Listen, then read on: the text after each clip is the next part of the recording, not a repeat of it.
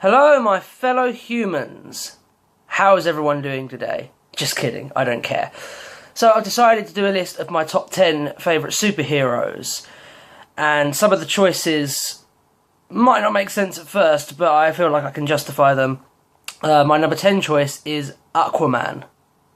I know, it's Aquaman, he's lame, super friends, yada yada yada, but if you actually look at the character, he's pretty fucking cool.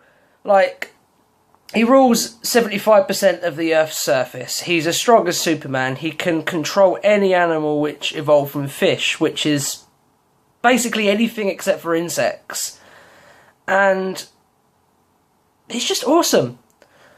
Like, all of his depictions, whether you go through the dark and edgier side, like the one depicted in Justice League and Flashpoint, or you go on to the depiction in Batman Brave and the Bold, which is my first personal favourite, because he's basically Brian Blessed. No matter which way you cut it, in my view, he's pretty cool. My number 9 choice is the Dick Grayson version of Robin / Nightwing. And the thing I like about him is that, once again, aside from some pretty troubling depictions, he's a really interesting character. Like, he's come out of being trained by Batman, this reclusive, socially awkward, but very skilled individual. And he's come out in completely the opposite way. Like, he's one of the most socially active and has the largest friend group and is the most connected of any hero in DC.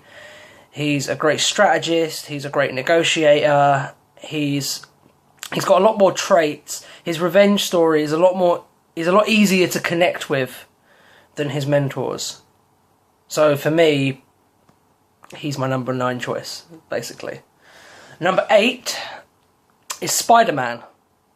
And for me, Spider-Man's a really important character in the canon of comic book history, because he's the first superhero that was really relatable. Like, he had real world problems. In many ways, he's kind of an opposite to Batman, because he's not wealthy, and he has superpowers, and this doesn't make sense now that I think about it, so I'm going to edit this bit out. But in terms of Spider-Man, what I really like is that, despite the fact that he has these amazing powers, all of his struggles are really human. They're all things that any young person could identify with. And the costume is really powerful, in a sense, because of the fact that it could be anyone. So unlike a lot of superheroes, like, say, Batman or Superman, anyone of any ethnicity or any gender can put themselves inside the costume when they're reading or watching the films. Which, me personally, is really important, because everyone needs a role model. And number 7 is Wonder Woman. Wonder Woman is one of those characters that once again gets a bit of a bad rep because of some unfortunate depictions, but for me, she's really cool because the later depictions of Wonder Woman are, in many ways, a feminist character done correctly. Like, she doesn't define herself by any other male superhero. She's very much her own identity, and when you look at her power set and you look at what she can do, and you stack her up against the other members of the world's finest trinity, mainly Superman and Batman, she sort of hits the ideological middle ground between both of them, which I really like. And the fact that she's, of the three of them, in many ways, that she's the most extreme. Like, she's willing to kill, which neither of the others are. And that's how I sort of see it, basically. Number 6 is Black Panther.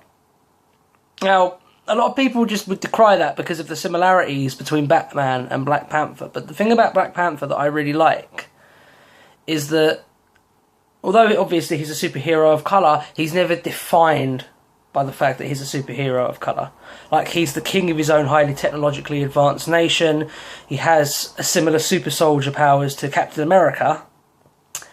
And the thing that really defines his better books is that he's a planner, he's a strategist, he's a really smart dude. I mean, you can basically sum up his books, or his better books rather, because some of them are actually pretty awful, as a bunch of really, really smart people making really, really smart plans, and then those really, really smart plans colliding with each other. Which is just really cool, in my opinion. Number 5 is Jenny Sparks. And what I really like about Jenny Sparks, by the way, she is the main character of The Authority, the first run of The Authority, which is the best in my opinion. And she was also a major character on the Stormwatch books of the Wildstorm universe. You should check out the Wildstorm universe if you haven't. It's the best thing to come out of the whole Image Comics Rob Liefeld thing. It's just awesome. What I like about Jenny Sparks and The Authority in general is that they tackle the idea of the superhero paradox. Like, the idea that if superheroes exist in the real world, they could actually end up making things worse. Because superpowered villains and alien threats, they wouldn't come to Earth if superheroes didn't exist. Like, you look at Batman and you look at his rogues gallery and you think about just how many of those characters exist because of Batman. And what I like about the Authority books, and Jenny Sparks in particular, is that they tackle that. Like, they go after dictators, they go after corrupt governments. At one point, they take over the United States. And it's also her crowning moment, is her final moment, her dying moment, where she kills God. So, for me, she gets credit for that as well. Number 4 is The Flash, specifically the Barry Allen version of The Flash. And the thing I like about The Flash is the idealism. Because there's been a real trend since the late 1980s of making superheroes a lot darker and edgier.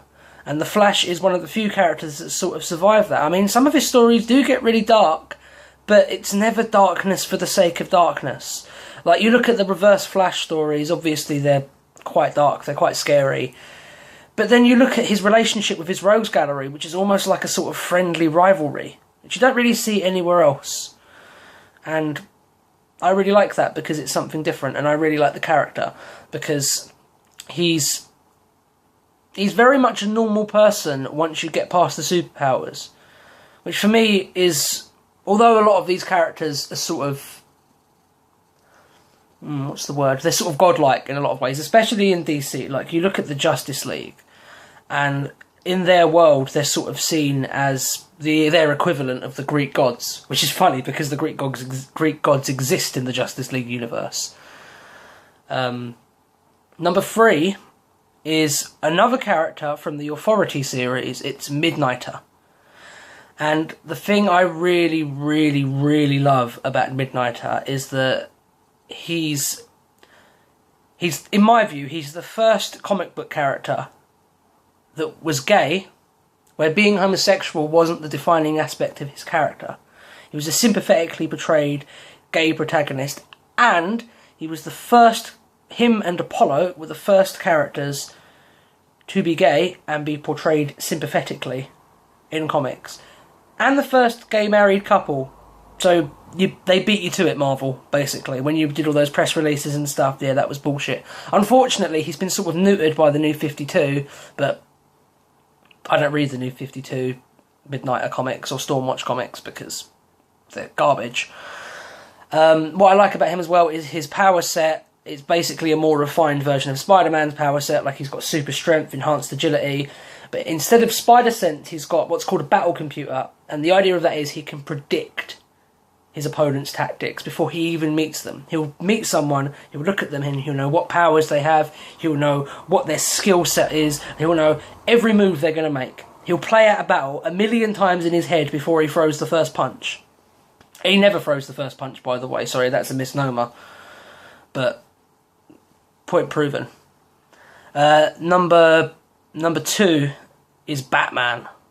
And it's kind of a predictable choice in a lot of ways, because obviously Batman is the most popular superhero ever. We only have to look at the film series to sort of see this. But what I like about Batman is that all of his abilities, all of his talents, they're all skill-based. They're all things that he's learnt.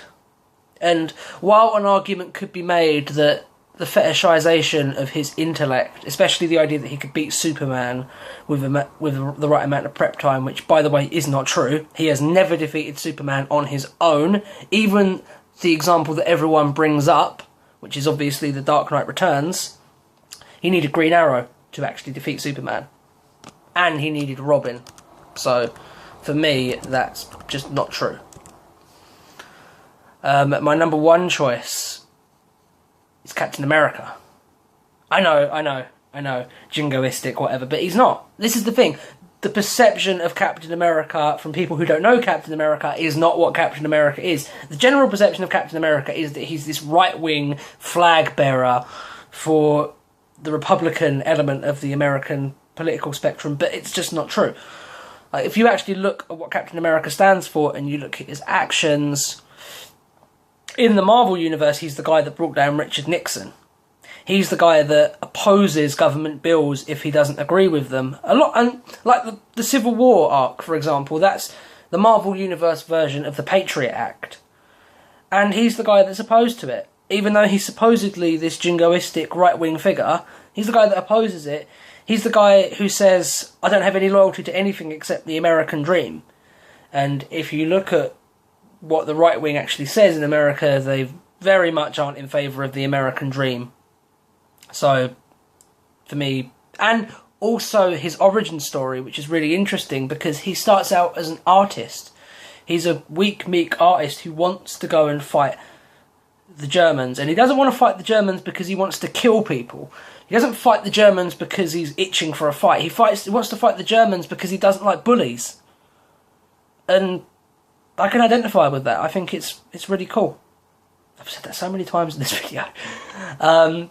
So that's my top 10 list. If you have a different top 10 list, then let me know, let me have a look, and let's get some discussion going. I'm Rye Lion, and I'm out.